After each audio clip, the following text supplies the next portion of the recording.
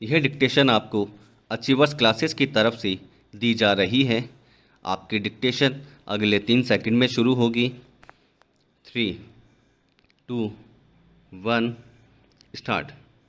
बहनों, भारतीय स्त्री जाति की प्राचीन गौरव, गरिमा एवं उच्च परंपराओं को ध्यान में रखकर न केवल आपको शिक्षित होना है, बल्कि शिक्षा समाप्त करने के पश्चात पुरुषों के साथ सहगामिनी बनकर आपको सब दिशाओं में कदम बढ़ाना है।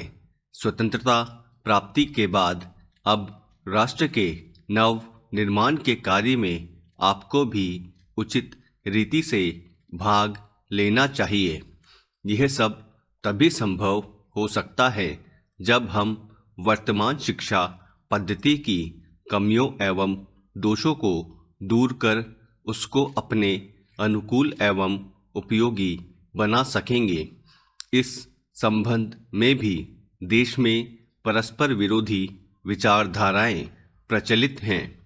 आधुनिक सुधारवादियों या जो अपने को प्रगतिशील कहते हैं, उनकी धारणा यह है कि बालक बालिकाओं को एक साथ शिक्षा दी जाए और दोनों की शिक्षा प्रणाली एक सी हो।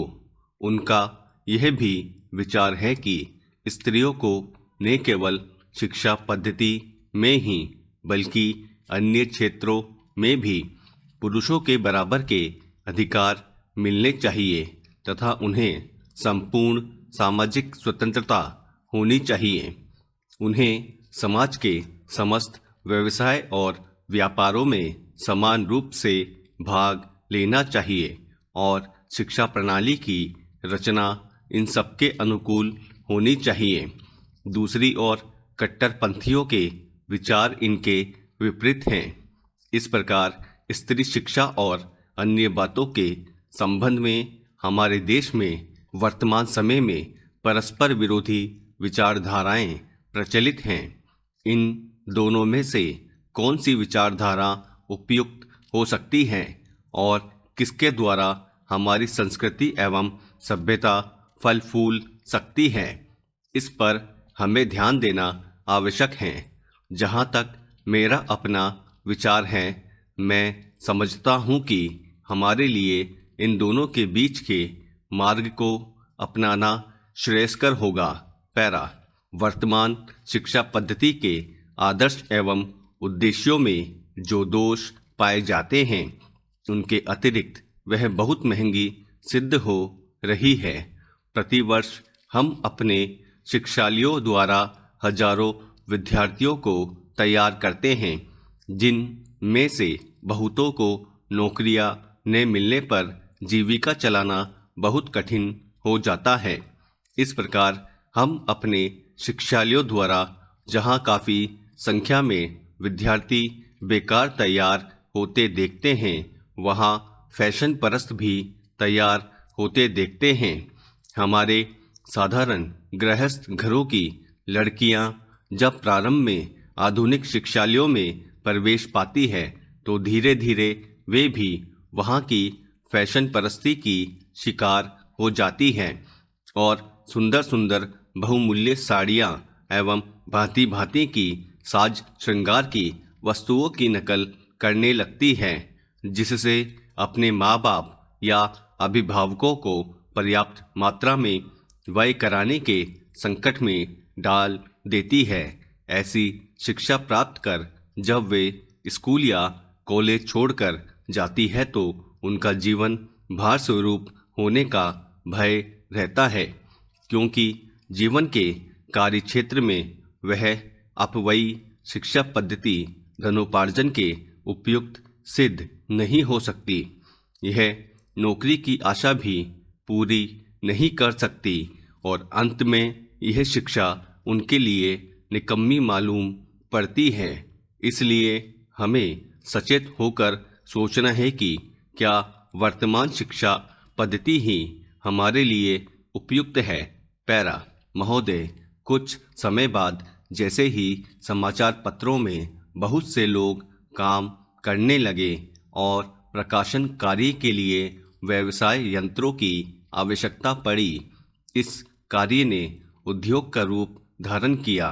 निःशुल्क प्रचार अथवा सेवा की भावना अब अव्यावहारिक जान पड़ी और प्राय लुप्त हो गई। समाचार पत्र उद्योग का यह विकास संभवतः स्वाभाविक है और आधुनिक विचारधारा के अनुरूप है। फिर भी यद्यपि पत्रों का प्रकाशन एक उद्योग के रूप में होता है, समाचार पत्र स्वोद्देश्य राष्ट्र सेवा की भावना तथा नैतिक दायित्व से एकदम मुंह नहीं मोड़ सकते।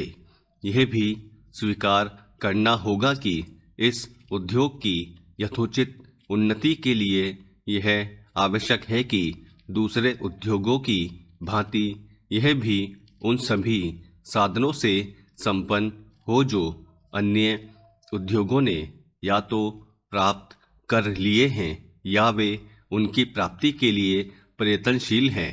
इसलिए यह सभी के हित में है कि समाचार पत्र उद्योग उन्नत हो और इसका आधार अधिक से अधिक ठोस हो।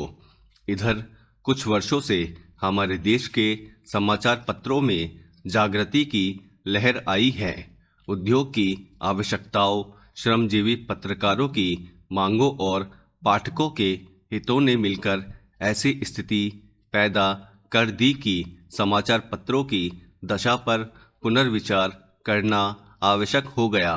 समाचार पत्र आयोग की नियुक्ति, आयोग की सिफारिशों का प्रकाशन और उन सिफारिशों पर सरकार का निर्णय, ये सभी उक्त समस्याओं को सुलझाने के सम्मिलित प्रयत्न हैं।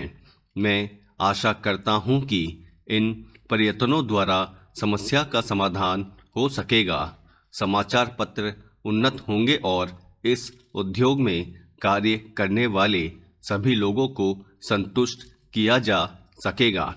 मैं जानता हूं कि यह सब कहना सरल दिखाई देता है, किंतु व्यवहार में लाना बहुत कठिन होता है।